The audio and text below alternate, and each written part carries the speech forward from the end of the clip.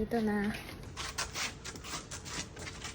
Ano ito yung cabinet?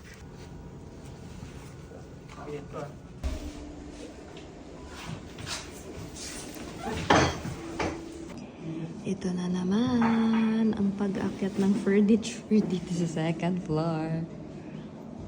Excited na ako. Magkakasofa na kami. Dito ilalagay yung sofa sa ilalim ng aircon.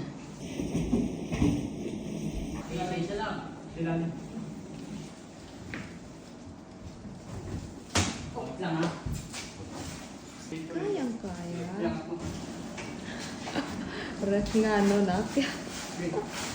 So guys, I'm making some waffles this morning.